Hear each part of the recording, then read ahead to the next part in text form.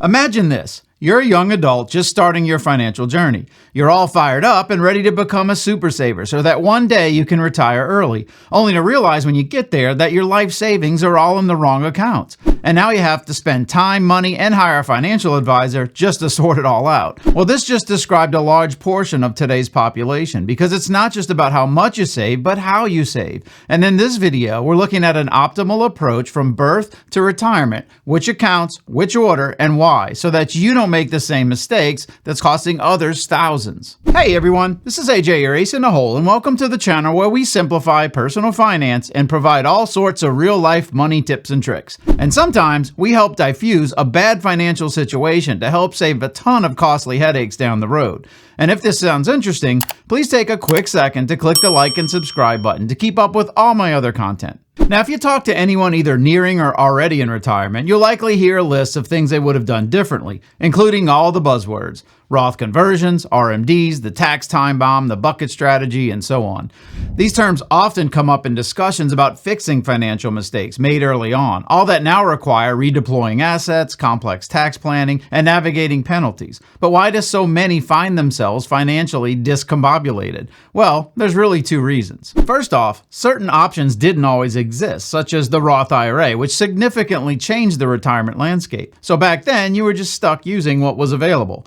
Basically traditional retirement accounts that are all subject to RMDs or required minimum distributions, which eventually force withdrawals and taxes. Roth IRAs, however, are not. And at the onset, none of this was really discussed. In fact, I barely recall hearing about Roth IRAs when they first became available. And what was published was sort of a black cloud compared to traditional retirement accounts. So many, including myself, avoided them altogether. Which leads me to the second reason, and probably the most important, the lack of financial education. Many are confused and disorganized financially because, well, people don't know what they don't know. It's the reason an entire industry exists, just to help people sort out their personal finances. However, getting it right from the start can greatly reduce the wasted time, effort, and added expense, which is why I decided to make this video. Now, just a quick note, everyone's personal finance is personal, so this should not be taken as end-all financial advice, as there are many ways to skin a cat, as they say. This is merely providing an approach to navigating and avoiding the financial hairballs that many find themselves caught in later in life. Now, we'll walk through this by age group, since some options aren't available until certain milestones are reached. I like to call this the wealth ladder, as each step logically leads to the next, the sequence being the most crucial.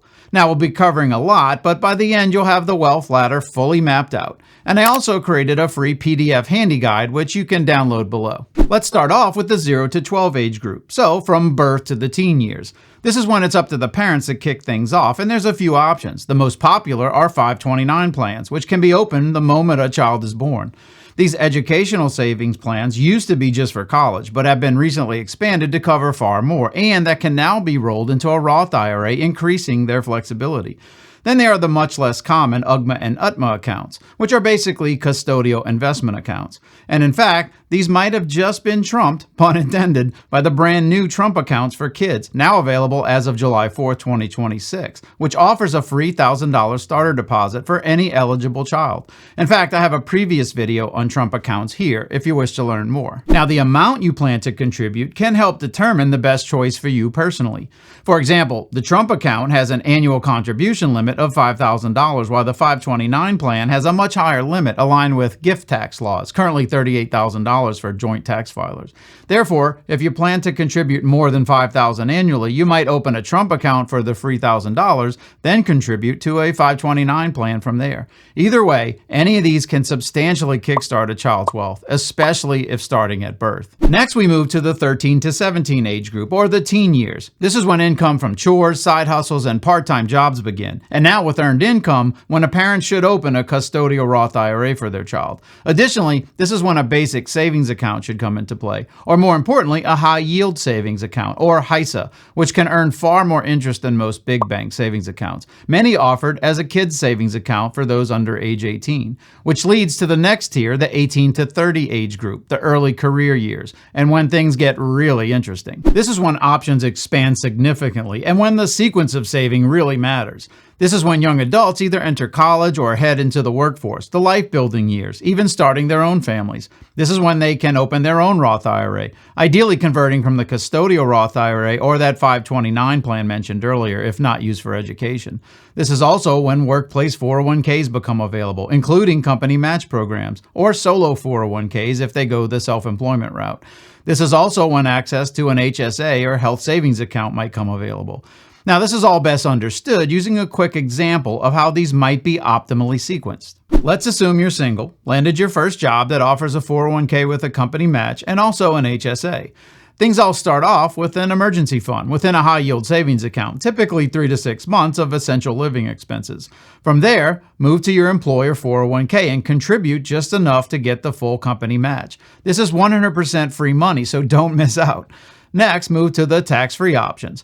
Now is the most important time in your life, with the most years ahead, and nothing is more valuable than decades of tax-free growth. So move to your HSA, which not only lowers your taxable income, but also grows tax-free and comes out tax-free for qualified medical expenses. No other account offers this triple tax advantage. Now you might be thinking, why should I start now saving for medical expenses? Well, an HSA can double as a powerful retirement account, yet with no RMDs, and after 65, you can withdraw for any expense, taxed just like a traditional IRA. You can check out more details along with a super hack in my HSA video here. Now, once you're able to max out your HSA, move back to contributing to your employer 401k. Your company might even offer a Roth 401k option, and if so, prioritize that, but if not, use the traditional 401k. A quick tip, automatically deposit 10 to 20% of each paycheck, creating the habit of paying yourself first, which is crucial to financial success. Now, back to the age groups. Next is the 31 to 50 age group, or the mid-career group. This is when your income is much higher, possibly at a level that forces you beyond some contribution limits. For example, contributions to a Roth IRA in 2026 are fully eligible for singles making up to $153,000 annually, with a phase-out at $168,000. If you're not there yet, max out your Roth IRA, and from there, return to your 401k, which has substantially higher contribution limits, and continue until you're maxing contributions each year. Remember, Roth 401k first if available, and traditional 401k if not. And depending on your income level, it might become advantageous at this point to shift from Roth to traditional pre-tax options to help lower your reportable taxable income when it matters most. Finally, we enter the 51 plus age group, the peak earning years, and the final stretch before retirement. This is when you might dabble in a brokerage account, which allows you to invest outside the retirement sphere with ongoing access to buy and sell as you please. This is also the period that gets a boost with catch-up contributions, currently age 50 for 401ks and IRAs and age 55 for HSAs. Assuming you've been maxing out the standard limits, now's the time to add even more up to the catch-up contribution limits while you're still working and likely at your highest earning years ever. With everything sequenced correctly, there's a high probability that you will have little to no corrective action needed. There may always be a need for some rebalancing to help manage investment risk, but this should significantly limit any big surprises or those tax torpedoes that so many face today. The goal is optimizing across account types, ideally with the majority of your investments within tax-free accounts that are not subject to RMDs and the least in tax-deferred accounts that are, with some amount in taxable accounts for flexibility. Now, to be fair, it's rare that an individual will earn enough to maximize every one of these accounts mentioned. The key is choosing those along the wealth ladder that fits your financial capacity, the sequence being the most important. And if any options are not available, just skip on to the next one. Now, let's tie this all together. First, parents should prioritize with a 529 plan and maybe the new Trump account, at least for the $3,000, or an UGMA or UTMA. Next, the custodial Roth IRA once there's earned income, or a kid's savings account if not. From there, open a high-yield savings account, and once officially working, if available, the 401k up to the match, or a solo 401k if self-employed. Next, the HSA if available, otherwise a Roth IRA. Once those are maxed, circle back to the Roth or traditional 401k and continue until those are maxed, and then on to a brokerage account or traditional IRA for the additional tax break. And once you're of age, max out to the catch-up contribution limits. Now remember, this is not a one-size-fits-all approach, but by saving into the right accounts and in the right sequence, you create an efficient financial structure that's optimized from the start, allowing you to control the amount of taxes you pay, instead of being dictated to pay more than is necessary. And always keep in mind mind that things change. Tax laws evolve and new savings vehicles can emerge, just like the Roth IRA and now the new Trump account.